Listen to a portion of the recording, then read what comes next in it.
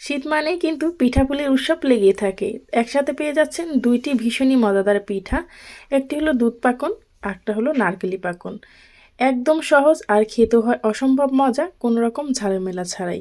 তাই দেরি না করে এই শীতে ঝটপটে কিন্তু এই পিঠা দুটি আপনারা তৈরি করে নিতে পারেন। পিঠা খেতে কিন্তু আমরা কম বেশি সবাই অনেক পছন্দ করি। সেটা যদি হয় কোনো রকম ডিম এবং বেশি ঝামেলা ছাড়াই আটা এবং সুজি দিয়ে, আর সেটাও হয় নরম তুলতুলে, মুখে দিলেই মিলিয়ে যাবে। আসসালামু আলাইকুম সুপ্রিয় দর্শক, কেমন আছেন সবাই? আশা করি সবাই অনেক ভালো আছেন এবং সুস্থ আছেন। পিঠা খেতে কিন্তু আমরা অনেকেই পছন্দ করি, কিন্তু পারফেক্ট হয় না বানানোর পর, সেটাই অনেকের কিন্তু প্রশ্ন থাকে। কিন্তু এই রেসিপি দেখে পিঠা তৈরি করলে আপনাদেরটা হবে পারফেক্ট এবং দেখতে পাচ্ছেন কতটা সুন্দর উপর থেকে আর ভিতর থেকে কতটা রসালো। আর খুব সহজে কিভাবে এই নারকেলি পাকন পিঠাটা আপনারা তৈরি করবেন সেটা আপনাদের মাঝে আজকে শেয়ার করব। প্রথমে আমি একটি কড়াই নিয়ে নিলাম, আর কড়াইতে দিয়ে দিচ্ছি আমি 1 কাপ পরিমাণ দুধ, সাথে দিয়ে দিচ্ছি 1 কাপ পরিমাণ নারকেল কোড়া। এখন দিয়ে দিচ্ছি 1 কাপ পরিমাণ চিনি। সবগুলো উপকরণ ভালোভাবে একটু নেড়েচেড়ে মিশিয়ে নিচ্ছি। যতক্ষণ না পর্যন্ত বলক চলে আসে ততক্ষণ পর্যন্ত আমি এটাকে জাল করে নেব। যখন খুব ভালোভাবে বলক চলে আসবে দেখতে পাচ্ছেন, তখন আমি এর ভেতরে দিয়ে দিচ্ছি 1.25 কাপ চালের গুঁড়ো আর দিয়ে দিচ্ছি 1/2 কাপ ময়দা। আমি এখন এটাকে ভালোভাবে নেড়েচেড়ে মিশিয়ে নেব যতক্ষণ না পর্যন্ত পানিটা টেনে যায়। এখন ভালোভাবে নেড়েচেড়ে মিশিয়ে নিচ্ছি। দেখতে পাচ্ছেন চুলা গরম থাকা অবস্থায় এভাবে নেড়েচেড়ে মিশিয়ে নিতে হবে খুব ভালোভাবে। এখন আমি এটা চুলা থেকে নামিয়ে নেব। এই পর্যায়ে এসে যারা এখনও লাইক দেননি প্লিজ একটি লাইক দিয়ে ভিডিওটা কন্টিনিউ করবেন। দেখতে পাচ্ছেন চুলা থাকা অবস্থায় আমি কিন্তু বেশ কিছু সময় ধরে গরম গরমে কিন্তু এভাবে করে একটু নেড়েচেড়ে মিশিয়ে নিচ্ছি। এখন আমি একটি প্লেটে ঢেলে নিচ্ছি, আর গরম গরমে কিন্তু এটাকে মেখে নিতে হবে, একটা সফট ডো তৈরি করতে হবে। এটা যদি আপনি ঠান্ডা করে তারপর এটাকে মেখে নেন তাহলে কিন্তু এটা সফট হবে না, যেহেতু চালের গুঁড়ো আছে সেই জন্য। এটাকে ভালোভাবে মেখে নিয়েছি আমি। এখন একটি সাজ নিয়ে নিলাম। আমি এখানে সাজ দিয়ে তৈরি করছি, আপনারা চাইলে যে কোনো ডিজাইনে হাতে আপনারা তৈরি করে নিতে পারেন। এখন আমি ছোট ছোট লিচি কেটে নিচ্ছি, তারপর এভাবে সাজের ভিতরে দিয়ে দিচ্ছি, এভাবে চাপ দিচ্ছি। আর সাজের ভিতরে আমি অনেকটা তেল মাখিয়ে নিচ্ছি যাতে করে পিঠাগুলো খুব সুন্দরভাবে উঠে যায়। দেখতে পাচ্ছেন খুব সহজে আমি কিন্তু এই পিঠাটা তৈরি করে নিয়েছি। এখন আমি একটি ফ্রাই প্যানে বসিয়ে দিলাম অল্প পরিমাণ তেল। একদম বেশি তেলেও ভাজবো না, আবার একদম কম তেলেও না, মিডিয়াম তেলে কিন্তু এই পিঠাগুলো ভাজা যায়। এখন আমি এই হালকা গরম তেলের ভিতরে সব পিঠাগুলো দিয়ে দিচ্ছি, আর মিডিয়াম আঁচে রেখে আমি এই পিঠাগুলোকে ভেজে নেব। আপনারা যদি এই একই প্রসেসে পিঠাগুলো তৈরি করেন তাহলে কিন্তু শিরায় ভেজানোর পরও এই পিঠাগুলো শক্ত হবে না, একদম সফট থাকবে। আমার পিঠা দেখতেই পারছেন কতটা সফট হয়েছে। এভাবে করে আমি কিন্তু ভেজে নিয়েছি। আর যখনই আপনাদের পিঠা খেতে মন চাইবে তখনই কিন্তু ঝটপট করে এইভাবে তৈরি করে নিতে পারেন। দেখতে পাচ্ছেন আমি কিন্তু এখানে অল্প পরিমাণেই তৈরি করেছি। দেখা যায় যখন তখনই খেতে মন চাইলে আমি এভাবে করেই ঝটপট তৈরি করে ফেলি। পিঠাগুলো ভেজে নেওয়ার পর আমি এখানে 1/2 কাপ চিনি দিয়ে দিয়েছি আর 1/2 কাপ পানি দিয়ে দিলাম। এখন এখানে একটা শিরা তৈরি করে নেব। শিরাটাকে আমি যখন ভালোভাবে বলক চলে আসবে তখন চুলাটাকে বন্ধ করে আমি এর ভিতরে পিঠাগুলো দিয়ে দিচ্ছি। দেখতে পাচ্ছেন শিরাটা কিন্তু আমি একদম ঘন করিনি, শুধু 2 মিনিট জাল করে নিয়েছি। তারপর পিঠাগুলো দিয়ে এভাবে উল্টে পাল্টে আমি কিন্তু উঠিয়ে নেব। বেশি সময় রাখার কোনো দরকার নেই, 5 থেকে 7 মিনিট রাখলেই কিন্তু পিঠাগুলো খুব সুন্দরভাবে একদম নরম হয়ে যাবে। আমি তো পিঠাগুলো পরিবেশন করে নিচ্ছি, আর দেখতেই পাচ্ছেন কতটা সুন্দর আর কতটা পারফেক্ট হয়েছে। যখন তখন খেতে মন চাইলে কিন্তু এভাবেই আপনারা এই পিঠাগুলো তৈরি করে নিতে পারেন খুব সহজেই। আমার এই রেসিপিটা যদি আপনাদের কাছে ভালো লেগে যায় তাহলে প্লিজ চ্যানেলটি সাবস্ক্রাইব করে পাশে থাকা বেল আইকনটা ক্লিক করে রাখবেন।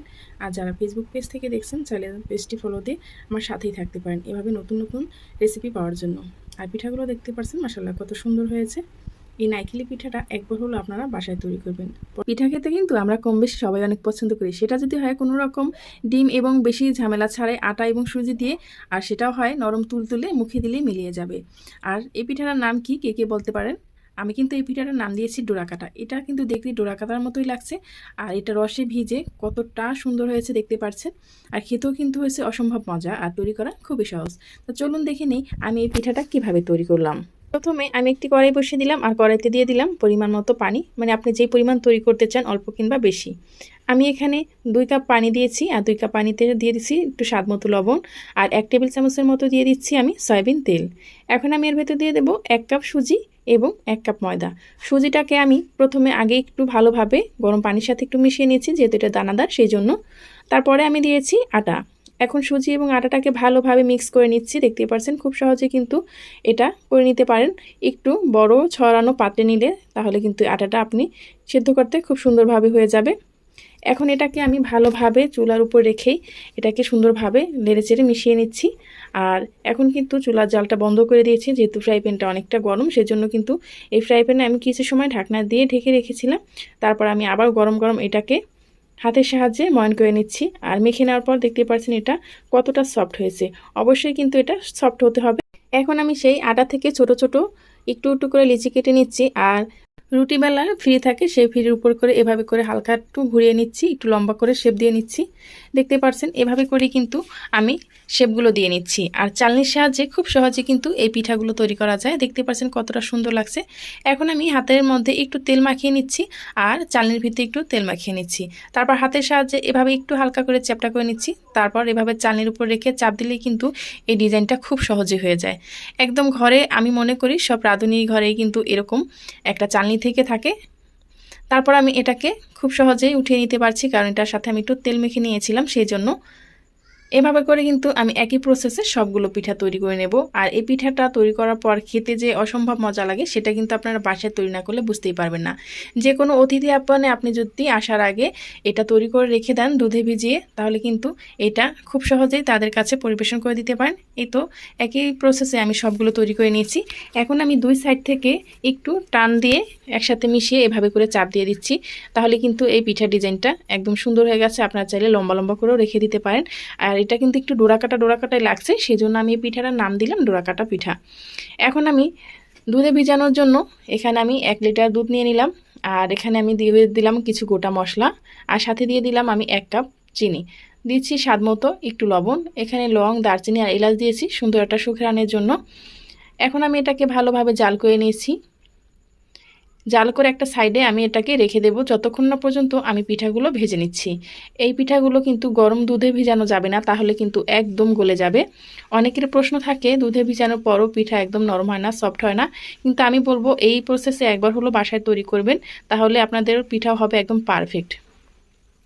এখন আমি একটি ফ্রাই প্যানে পর্যাপ্ত পরিমাণ তেল দিয়ে দিলাম, দিয়ে আমি এই পিঠাগুলো হালকা করে একটু ভেজে নিচ্ছি। আমি পিঠাগুলো একদম লাল লাল করব না, তবে এটা কিন্তু সাদাই রেখেছি, কিন্তু ভেতর থেকে একদম পারফেক্টভাবে ভাজা হয়ে গেছে, একদম কোনো কাঁচা থাকবে না। এখন আমি একই প্রসেসে সবগুলো পিঠা উঠিয়ে নিচ্ছি। উঠানোর পরে দুধটা কিন্তু মিডিয়ামই ঠান্ডা হয়েছে, একদম কিন্তু গরম নেই। তারপর আমি কিন্তু দুধে এটাকে ছেড়ে দেব। আর ভাজার পর দেখতে পাচ্ছেন কীরকম হয়েছে। এখন আমি আগে থেকে জাল করা দুধটার ভিতর এটা ছেড়ে দেব।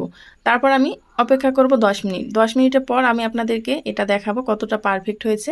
আর আপনারা যদি এটা সারা রাত কিংবা 3 থেকে 4 ঘন্টা রেখে দেন, তাহলে ফুলে ডাবল হয়ে যাবে, খেতেও হবে অসম্ভব মজা। কোনো রকম ডিম ছাড়াই দেখতে পাচ্ছেন খুব সহজে একটা পিঠা তৈরি করা যায়, আর খেতেও হয় অসম্ভব মজা। আপনি যাকেই তৈরি করে খাওয়ান না কেন, সে কিন্তু আপনার অনেক প্রশংসা করবে। আর অল্পতেই প্রশংসা কীভাবে পেতে হয় এই রেসিপিটা কিন্তু তৈরি করলেই বুঝতেই পারবেন। আমি আপনাদেরকে 10 মিনিট পর একটু এটাকে কেটে দেখাচ্ছি এটার ভেতরটা কীরকম হয়েছে। এখনই কিন্তু 10 মিনিটের ভিতরে অনেকটা এটা রস টেনে নিয়েছে, আর ফুলেও কিন্তু ডাবল হয়ে যাচ্ছে। দেখতেই পাচ্ছেন কতটা সুন্দর হয়েছে। এখন আমি আপনাদেরকে একটা কেটে দেখাচ্ছি এটা কতটা সুন্দর আর কতটা পারফেক্ট হয়েছে। ভিতরে কিন্তু কোনো রকমই দলা পাকিয়ে নেই, একদম কিন্তু নরম আর সফট হয়েছে। এটা কিন্তু খেতেও হয় অসম্ভব মজা। এই রেসিপিটা যদি আপনাদের কাছে ভালো লেগে থাকে, তাহলে প্লিজ যারা আমার এই ভিডিওটা ফেসবুক পেজ থেকে দেখছেন, চাইলে পেজটি ফলো দিয়ে পাশেই থাকতে পারেন। আর যারা ইউটিউব থেকে দেখছেন, চ্যানেলটি সাবস্ক্রাইব করে পাশে থাকা বেল আইকনটা ক্লিক করে রাখবেন, যাতে করে যে কোনো ভিডিও আপলোড করা মাত্রই আপনার কাছে পৌঁছে যায়।